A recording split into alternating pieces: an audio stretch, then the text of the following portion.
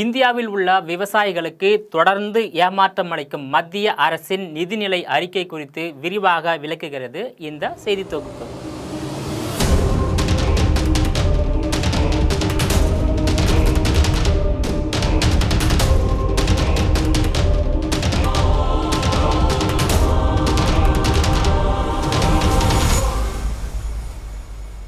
மாண்புமிகு பிரதமர் நரேந்திர மோடி அவர்களின் தலைமையில் 11வது முறையாக தாக்கல் செய்யப்பட்டுள்ள 2024-2025 ஆண்டுக்கான நிதிநிலை அறிக்கை என்பது விவசாயிகளுக்கு தொடர்ச்சியாக ஏமாற்றம் அளித்து வருவதன் ஒரு பகுதியாகவே அமைந்துள்ளது. இந்தியாவில் 70% மக்கள் வேளாண்மையை சார்ந்துள்ளனர். 59% மக்களுக்கு வேளாண்மை துறைதான் வேலைவாய்ப்பை வழங்கி வருகிறது. இந்தியாவின் இந்த ஆண்டுக்கான ஒட்டுமொத்த நிதிநிலை அறிக்கையில் 47.66 லட்சம் கோடிகளாகும். அதில் வேளாண்மை துறைக்கு ஒதுக்கப்பட்டுள்ளது வெறும் 1.5 லட்சம் கோடி மட்டுமே.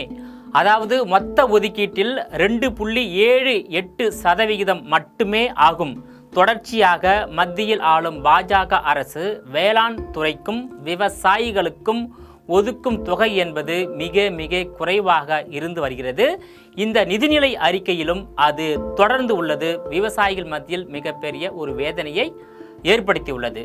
59% மக்களுக்கு வேலை வாய்ப்பு அளிக்கும் துறைக்கு குறைந்தபட்சம் 20% நிதிநிலை அறிக்கையில் நிதி ஒதுக்கி இருக்க வேண்டும். ஆனால் வெறும் 2.78% மட்டுமே ஒதுக்கி உள்ளது. தொடர்ச்சியாக மத்திய அரசு வேளாண்மையை புறக்கணித்து வருவது தொடர்ந்து உறுதிப்படுத்தப்பட்டுள்ளது.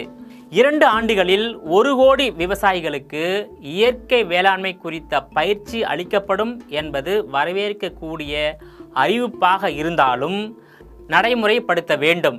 இல்லையென்றால் தற்போது மத்திய அரசால் 10,000 உழவர் உற்பத்தியாளர் நிறுவனங்கள் உருவாக்கும் திட்டம் தோல்வி அடைந்து உள்ளது போன்று இந்த திட்டமும் தோல்வி அடைய வாய்ப்பு உள்ளது என்பதை மத்திய அரசு கவனத்தில் கொண்டு செயல்பட வேண்டும். கடுகு, நிலக்கடலை, சூரியகாந்தி ஆகியவற்றின் எண்ணெய் வித்துக்களின் உற்பத்தியை பெருக்குவதற்கு நடவடிக்கை எடுக்கப்படும் என அறிவித்துள்ளது.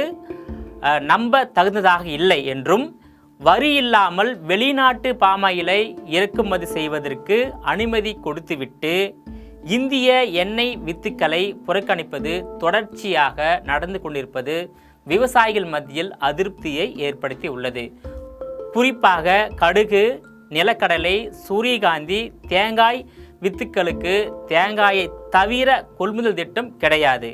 கட்டுப்படியான விலை இல்லாததால் விவசாயிகள் எண்ணெய் வித்துக்கள் உற்பத்தியில் இருந்து வெளியேறி கொண்டிருக்கிறார்கள். எனவே இந்திய எண்ணெய் வித்துக்கள் அனைத்தையும் மத்திய அரசு கொள்முதல் செய்த பின்பு வெளிநாட்டிலிருந்து இறக்குமதி செய்தால் மட்டுமே இந்தியாவில் உற்பத்தியை அதிகரிக்க முடியும். அதுவரை அறிவிக்கப்படும் அறிவிப்புகள் அனைத்தும் விவசாயிகளுக்கு பயன் அளிக்காது என்பதை விவசாயிகள் விரிவாக குறிப்பிட்டு உள்ளனர். கடந்த 2014ஆம் ஆண்டு மாண்புமிகு பிரதமர் நரேந்திர மோடி அவர்கள் விவசாயிகளுக்கு அளித்த வாக்குறுதியான விவசாயிகளின் அனைத்து உற்பத்தி பொருட்களுக்கும் உற்பத்தி செலவுடன் 50% சேர்த்து விலை நிர்ணயம் செய்யப்பட்டு கொள்முதல் அறிவிப்பு 11 ஆண்டுகளை கடந்தும் அமல்படுத்தப்படாமல் உள்ளது. இதை அமல்படுத்த கோரி விவசாயிகள் போராடியதால் தற்போது நடந்த நாடாளுமன்ற தேர்தலில் பாரதிய ஜனதா கட்சிக்கு வட மாநிலங்களில் பின்னடைவு ஏற்பட்டு கடந்த தேர்தலை காட்டிலும் இந்த தேர்தலில் சுமார் 63 இடங்களில் குறைவாக வெற்றி பெற்று தற்போது மத்தியில் கூட்டணி ஆட்சி அமைந்து கூட்டணி நிதிநிலை அறிக்கை தாக்கல் செய்யப்பட்டுள்ளது. அதன் பின்பும் விவசாயிகளுக்கு அளித்த வாக்குறுதிகளை நிறைவேற்றுவதற்குரிய நடவடிக்கை எடுக்காமல் அது குறித்த அறிவிப்பை ஏதும் இல்லாத இந்த நிதிநிலை அறிக்கை மிகப்பெரிய ஏமாற்றமே என வேளாண் துறை ஆர்வலர்கள் தெரிவித்துள்ளனர். எனவே மத்திய அரசு வரும் காலங்களில் விவசாயிகள் மற்றும் வேளாண் துறைக்கு ஒட்டுமொத்த நிதிநிலை அறிக்கையில் குறைந்தபட்சம் 20% நிதி ஒதுக்கி குறைந்தபட்ச ஆதார விலையை பாதுகாப்பதற்கான சட்டம் இயற்றி உற்பத்தி செலவுடன் 50% சேர்த்து குறைந்தபட்ச ஆதார விலை நிர்ணயம் செய்து கொள்முதல் செய்ய வேண்டும். ஒரு முறை அனைத்து விவசாயிகளின் கடன்களையும் தள்ளுபடி செய்வது.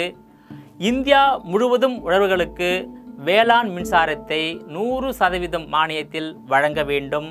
விவசாயிகள் பாதிக்கப்படும் போது அவர்கள் பயன்பெறும் வகையில் காப்பீட்டு திட்டத்தை மாற்றி அமைப்பது உள்ளிட்ட திட்டங்களை செயல்படுத்த வேண்டும் என விவசாயிகள் கோரிக்கை வைத்துள்ளனர்.